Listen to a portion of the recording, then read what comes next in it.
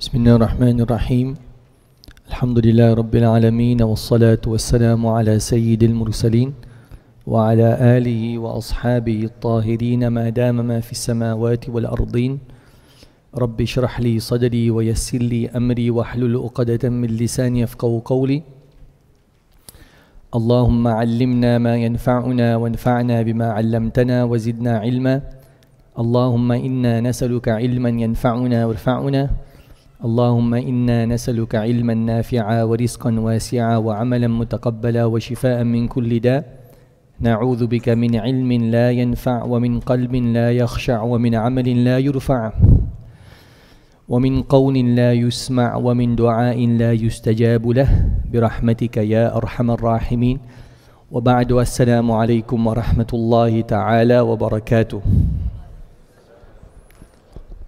كيف حالكم؟ ما شاء الله. All the brothers well inshallah? Tamam. All the sisters well? Good. Okay, inshallah. Today we're going to attempt to cover as much ground as possible. I don't want to be overly optimistic and say that we're going to complete the surah, but we should always be hopeful of the mercy of Allah subhanahu wa ta'ala, and inshallah we may be able to complete the chapter by the end of today's period, inshallah. Okay. So just as a reminder to yourself and myself to wake up, okay, but since we are on that point, inshallah, those of us who may have تأخذه سنة, the colloquial translation of that would be those of us who are catching fish. So if it is that you may have dozed off, this is a good time to wake up. Tamam. إنما الأعمال بالخواتيم. Actions are judged by their endings. All's well that ends well, inshallah. So we have all of 30 minutes, inshallah, left of this period. May the last be our best, inshallah, bi'idhnillah subhanahu wa ta'ala. Okay. So number one is, I want to ask you about the theme of Surah At-Teen, the power of Allah. Okay. Now this particular chapter is broken up into 3 sets. In the first set, Allah talks about the creation of the teen, which is the fig and the olive and Mount Sinai. So that those are manifestations of the creation of Allah. And he also adds this blessed city, which refers to Makkah. Okay? Then Allah talks about the creation of the human being, a further and greater manifestation of the power of Allah. And he's going to end it off by mentioning the creation of the day of judgment. In other words, resurrection. So we find that progressively in terms of the surah, there's a progressively greater manifestation to this quality of Allah, which is called Qudra, power. Everybody okay with that? So we had completed the first set, and we are now busy with the second set. And the second set, Allah says, laqad. And just to remind myself and yourself, remember, the important thing for us is that we want to read and we want to understand, right? So this is our progression. We read, we understand, and we give a translation to the meanings or to the understanding. You with me? So Allah says, laqad. We discussed that la is an instrument for emphasis. Qad is also an instrument for emphasis. And it enters upon a past tense verb. Laqad, double emphasis. Okay? So once you know the meaning, I leave it up to you to produce a suitable translation. Laqad. Right? Laqad. Today I was explaining, and I think this is very important. Today I was explaining to the second year and then the final year as well, In terms of the meaning of Quran, and this is a completely extraneous example, I just want you to understand the difference between the two phrases. If I say to you, please sit. Does everybody understand? Please sit. One. Scenario number two is I tell you, hey, sit. Is there a difference between the two? Absolutely. In terms of the gist, it's the same, but there's a difference. So I want you to know in terms of the language, the usage of the language, when Allah is saying, please sit, and hey, sit. You with me? So now here you can translate laqad. La is emphasis and qad is emphasis. So the understanding is Allah is adding a great degree of emphasis. Laqad. And I think going forward I can even leave, the explanation to you. And many times the circumstances we find ourselves in, it influences our understanding of the verse. Laqad. That emphasis, what does Allah say? Khalaqana. Everybody familiar? Do you recognize that word? Khalaqana fa'alna. That's the most important point. The explanation is secondary. We must read and we must understand. Khalaqana fa'alna. Khalaqa means to, He created. Khalaqa, they too. Khalaqu, they all. Khalaqat, khalaqata, khalaqna. Khalaqata, khalaqatuma, khalaqatum. Khalaqati, khalaqtuma, khalaqtunna. Khalaqtu, khalaqna. Indeed, times two. Indeed, khalaqana. We created. Tamam? We created. So now we created. Are you everybody with me? We're on the same page? The next thing is, why does Allah use the plural? Why doesn't He say khalaqatu? Right? You can say khalaqana or you can say khalaqatu. Allah says khalaqana. There's one of two explanations. The first one, which is the oft-quoted one, is that Allah uses the royal pronoun. He's a single entity, but He refers to Himself in the plural form. Is that valid in terms of language? Yes. You can refer to yourself as a plural. We are going, but you refer to yourself. Okay, that's the one explanation. The other explanation, which sits rather well with me, and Allah knows best, is, yes, Allah creates you ultimately, but through the agency of parents, by way of example. Like when Allah talks about the rain, who sends down the rain? Allah. But He does so through the agency of the clouds. The whole, what we learn in terms of science, the whole process, the scientific process of how rain comes down. So Allah uses the agency of clouds for rain. So therefore, when He talks about sending down the rains, He uses the plural form. So when Allah talks about creating human beings, because Allah does so through the agency of parents, Allah uses the plural form. You with me? لَقَدْ خَلَقَنَا. Indeed we created. Al-insana. We're just doing a bit of a recap, but the important thing for me is that you must read and understand. And if you latch onto the format, it's an enabling format. It allows you to grow, to maybe go to another verse and start reading and understanding. You with me? Al-insana, the word al-insan means mankind. Mankind, right? And this is one of the reasons also why I wanted to just do a bit of a recap. Al-insana. Now, what can you tell me based on what we have learned thus far about the word al-insan? So number one is it a ism fi'lu harf? Ism. Why do you say so? Because of the al at the beginning. So now you're going to tell yourself, look, it's not a common noun, but it's a proper noun, isn't it? Al. But what we have is, in the Arabic language, the word al goes beyond that. It's potentially more complex than that. And I don't want to get into any complexities. I just want to tell you, there's one explanation that I came across which is quite unique. Indeed, we had created man. But before we go to the explanation of man, let's finish off the verse first. What does Allah say? Fi ahsani taqawim. So the word fi means in, ahsan is on the scale of af'al. For example, you have akbar. Akbar means greatest. Hasan means beautiful.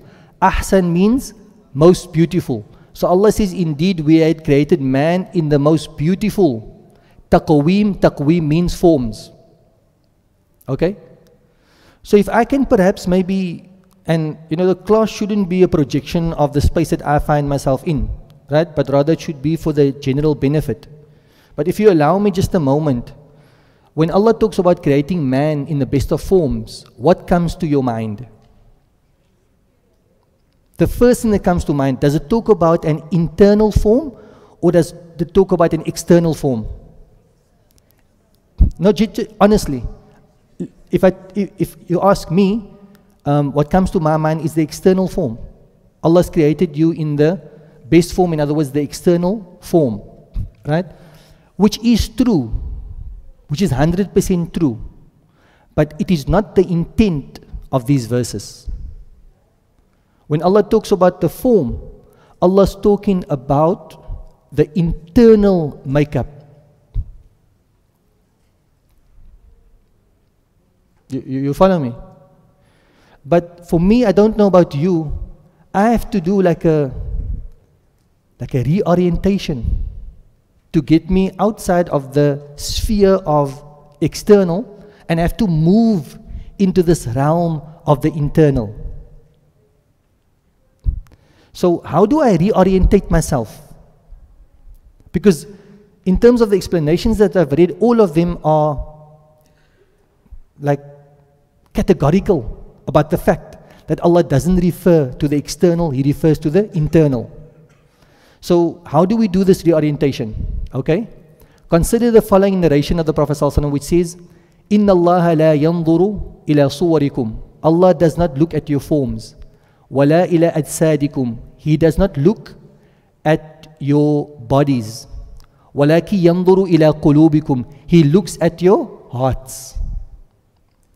Now, internally, we have a certain makeup. And uniquely, in this, not maybe in this world, but in the year after, that internal makeup, in terms of our deeds, it gets a particular form. It gets a particular form. Okay? So just to recap, Allah looks, or rather Allah had created us in the best of forms. What form is Allah talking about? Not the external form. Allah is talking about the internal form.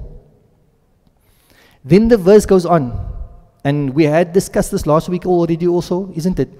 Thumma, then Allah. So remember, your mind says internally, Allah had created you in the best of form. What does it mean? The potential for good. Then Allah says, Thumma, Allah has created an equal potential for good and for vice. Thumma, then radadnahu. So the word radadna is on the scale of fa'alna. The root letters are ra, dal and dal. Then we returned him. The next word is asfal, from the word sin fa lam, which means to be low. Asfal, lowest, as-safilin. Then we returned him to the lowest of the low. You follow me? So Allah says, I created this dual potential for good and potential for bad within the human being. And last week we made the example of a good wolf and a bad wolf. They are both, the potential for both is extant within ourselves. Which one will overpower the other? The one that you feed. That's what Allah is talking about over here, the dual potential. Now, some say, and erroneously so, right, that when Allah says we return you to be the lowest of the low, they say it refers to I don't know how to pronounce this word, senility. Senile. Is that correct? Senility. Is it? I'm asking. My pronunciation is not the best. Like sometimes, for knowledge, I say knowledge.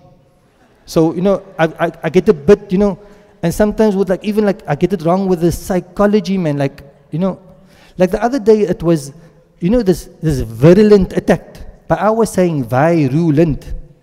Even the phones got me, what's the name? I said the Huawei because I got a new phone. It's a P10 Plus. Huawei. So when I said Huawei, they say, what phone is that? Then they said Hawaii. I said, no, I'm not going to Hawaii. I got the Huawei. But okay, so sorry if I get a bit confused. It's a bit difficult to take in all at one time. So senility, you're saying. So what else called, some say that when Allah says He returns you to be of the lowest of the low, erroneously they say that it refers to senile old age. That's not correct. That's not correct. Which means that if a person is beset with senility, it's not a vilification of that person. That Allah is not pleased with that person. Why? Because Allah subhanahu wa ta'ala says now, afterwards, we return them to the lowest of the low, except for those who believe and do good deeds. Now tell me, a person who believes and does good deeds, can he be beset with senility? Yes, absolutely. There may be some of our parents that they are good people, they believers, and they do good deeds, but in their old age, they are beset with, by way of example, Alzheimer's, right? Or dementia, or whatever the case may be. Does that mean that Allah has returned them to the lowest of the low? No. You with me? So again, when Allah says, I created you in the best of forms, is it a physical form or non-physical? Non-physical. Then when He says, I return you to the lowest of the low, does it refer to something physical or non-physical? Physical or abstract? Abstract. So can it refer to a senile old age? No, it can't. You with me? And that's an important understanding for us to have. And furthermore, it again emphasizes the point that when Allah is talking about the best forms, He talks about spiritual excellence. When Allah subhanahu wa ta'ala is talking about the lowest of the low, it's on the spiritual realm that Allah subhanahu wa ta'ala is talking about. That's a very important lesson for us to understand. So Allah looks at the form. What form is Allah talking about? The spiritual forms, right? إِلَّا الَّذِينَ آمَنُوا وَعَمِلُوا الصَّالِحَاتِ. Right? So we have created you in the best of spiritual forms. Then we also created the potential within you to be of the lowest of the low. Right? Those are like natural potentials within you. Like equal potentials to be good and to be bad. But when does the one potential gain the upper hand over the other? When you have two qualities. And what are those two qualities? إِلَّا الَّذِينَ آمَنُوا. Illa. So okay, let's go very slowly through this. Right? Illa is a tool in the Arabic language that denotes exception. Illa means except. So if I give you like an extraneous example, I say, I ate the fruit. Akaltu al-fawakiha. Akaltu, I ate. Al-fawakiha, the fruit. Illa, what does illa mean? Except. Al-mawza, except for the banana. So an exception, you follow me? So Allah is saying, we created that potential for good, that potential for bad. As if He is saying, the potential for bad will overpower the potential for good, illa except. For which types of individuals? How do you ensure, and this is very important, especially in the times that we live in, how do you ensure that the good guys gains the upper hand over the bad guys? How do you ensure that? Illa except alladhina. Does that word is familiar? Alladhina. Have you come across it before? Yes? I'm genuinely asking. Because do you like alladhina? I mean, if you look at it like it is over there, what do you feel about it? Are you neutral? Are you inclined? Disinclined? Have you met him before? Have you met alladhina before? No? No. Okay. So this is the first time you're meeting alladhina. So look at alladhina and say, Ahlan wa sahlan bi alladhina. Welcome alladhina. You are now officially part of my Quranic vocab. It's great to have you with us. Illa except alladhina. What does alladhina mean? Those who, plural. So it's a pronoun plural, if you wanted to. Except for those who do what? Amanu. The word amanu, the root letters are Hamza, Mim and Noon. You place it not on the scale of fa'ala, because fa'ala is amana, amana, amanu. You have to place it on a different scale, which you will come to learn. Amana, amana, amanu. So, you have potential for good, potential for bad. If you want the good to overpower the bad, you need to have two qualities. What are those qualities? Illa alladhina amanu. You must believe. Actually, if you looked at it, you only need one quality, and that is to believe in Allah. Because the other quality, right, is a manifestation of the first quality. So if you believe in Allah, what is almost like the corollary of that? What's going to happen? Illa alladhina amanu wa amilu. What does the wow mean? And amilu, like sami'a, sami'a, sami'u. Amila, he did. Amila, they too did. Amilu. So, except for those who believe and they do. What do they do? As-salihat. As-salihat is the plural of the word salihah, which means good deeds. So, good deed or good deeds. Illa alladhina amanu wa amilu salihati. Except for those who believe and do good deeds. What does Allah promise them? فَلَهُمْ أَجْرٌ غَيْرُ مَمْنُونَ. So I just want to go a bit quick through there, inshallah, due to time constraints, just the last part. Fa is a joining word. Does everybody see that? Fa. Lahum. Can you repeat it after me? Lahum. Lahum. Now the word la originally was li, for. But now when we change the construction, it looks a bit differently. So lahu for him, lahuma for them too, lahum for them all. So Allah says for them is what? Ajrun. The word ajrun is a common noun. Ajrun, tanween. It means reward. What type of reward? Ghayru, not mamnoon. Ghayru mamnoon. Do you have a translation in front of you? What translation do you have for the word mamnoon? No end. Sorry? Unended. End. You don't have a translation. Never ending. Mamnoon is like maqtu. Qata'a means to cut. Mamnu is maqtu, cut off. So ghayru mamnoon, not cut off. In other words, never ending. In other words, infinite. They will get a reward which is infinite, infinite. You with me? Okay? فَلَهُمْ أَجْرٌ غَيْرُ مَمْنُونَ. So you covered the reading of the verse and the meaning, and you fit in your own translation. You fine with that? Okay? I want to discuss something, man. And I know inshallah we will try and finish the verse as well in a moment. But just this understanding, man. And if you now... My primary responsibility in terms of my understanding here is that I need to facilitate for you to read the Arabic, understand the meaning, right? And based on that, I want you to give your own translation. That's fine. I just need to ensure that you're reading the Arabic and you're understanding the Arabic. So the meaning, you give a translation for that. Everybody okay with that? Tamam. This is for me, the enabling part of our lesson.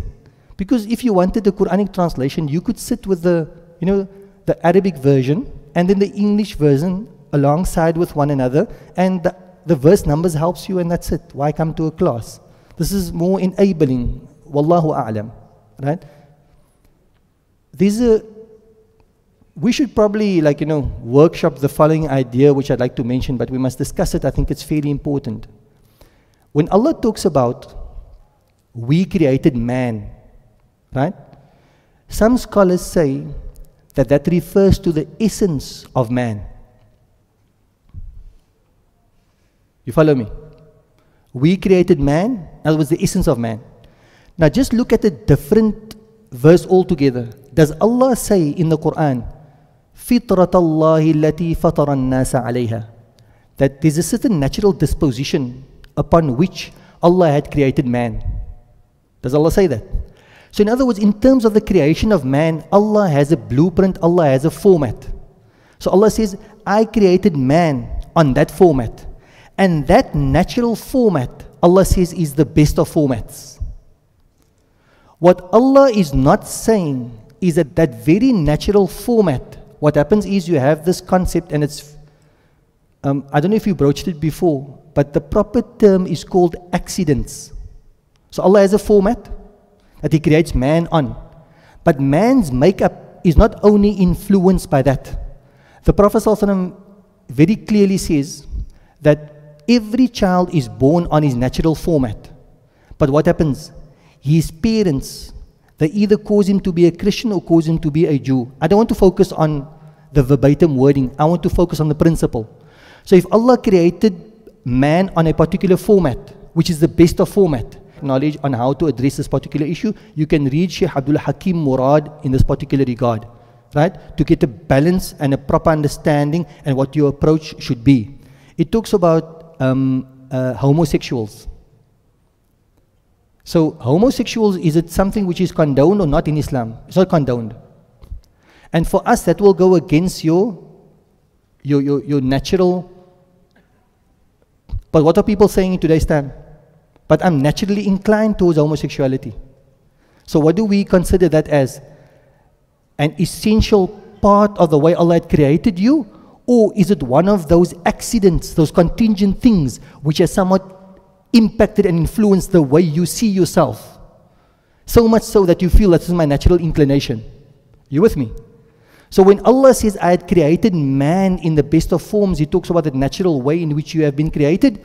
The point I want to say is that we need to be wary, because Allah has created that natural way, but at the same time also it is subject to be influenced by a number of things.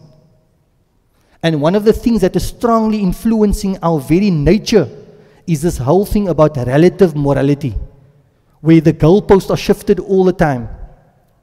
And what will save us is when we have a set of divine morality, whereby we know Allah determines what is right and what is wrong. You follow me? Because today, and one of the brothers in the second year, he gave a good example. He says, in terms of homosexuality, if you ask a homosexual, but would you be a homosexual with your brother? Your brother, your blood brother? He says, no. But what stops you from envisioning a time going forward where now it's okay to be a homosexual, and tomorrow it's okay to be a homosexual with your own brother? So in other words, incest and homosexuality bound together. My point, and I don't want to focus on the example because it's a different discussion altogether. My thing is divine morality as opposed to relative morality. And one of the accidents that is very strongly impacting on on our natural disposition is this whole concept of moral or relative morality, where the posts are shifting all of the time, and Allah subhanahu wa ta'ala knows best, right? And it's unique really if you look at it, how all of these ideas come off from the fact that Allah has created this potential within you for good and an equal potential to say about bad. What will tip the scales to the positive side is amanu wa amilu salihat, and that's what it entails, and Allah subhanahu wa ta'ala knows best. What we will, is it 5 minutes left, or is our period like finished? 5 minutes left. Is it okay? Don't worry, I won't take longer than 5 minutes. I'll just, we try to be as clinical as possible in terms of ending the verse. So what did we speak about? So, I'm hoping to have fulfilled my trust to you in terms of reading the Arabic of the verses, providing you with the meaning and a bit of explanation. You know that in terms of the constraints of our class, and it's not something I like to talk about, that if we had more time, we'd speak more. That can become a spiritual dilemma for me. Just have to say, look here, we can say so much if only there was time. Now I can't really say much, even if there was time. But you do at the same time understand that there's so much that can actually be discussed when we look at this, very pivotal psychological analysis of our internal makeup that Allah talks about. And you know, forewarned is forearmed. You are by nature not necessarily a good guy or a good girl. But what you have within you is the potential for good and the potential for bad. Which means that you are potentially the solution, but at the same time you're also potentially the problem. Understanding yourself, right, helps us, you know, make the right decisions, you know, and conduct ourselves in the right manner. So nevertheless, the greatest, or what we can say one of the greatest manifestations of the power of Allah subhanahu wa ta'ala comes in the last two verses. Because Allah spoke about the manifestation of His power in terms of creating those different fruits and the different places. And then the manifestation of His power in terms of creating the human being. And then ultimately, what for us would be a greater manifestation of His power is when after He had created you, and after you have biodegraded and become none other than, you know, particles, bones and fragments, what does Allah do? Allah recreates you. And that is like a greater manifestation of His power. So therefore Allah asks now, فَمَا يُكَذِّبُكَ بَعْدُ بِالدِّينِ. So the word ma there means man. Who is there? فَمَا يُكَذِّبُكَ بَعْدُ بِالدِّينِ. Who belies you? I won't be able to do justice now. I'm already feeling very much hurried. So I'm just going to leave you with Allah now asks, فَمَا. Then ma. Now the word ma is a question mark. But that question mark, does it refer to an animate thing or inanimate? Inanimate. I ask you like, what is your name? I don't ask you, what are you? I ask you, who are you? But here Allah says, what, referring to a man can. But many times in the Arabic language, you can use the word ma as a synonym to the word man. So Allah is asking who? Fama, ay, faman. Who is there? And we end off on that note, inshallah. And we get together again, inshallah, when we do. Jazakumullahu khairan wa assalamu alaikum wa rahmatullahi wa barakatuh.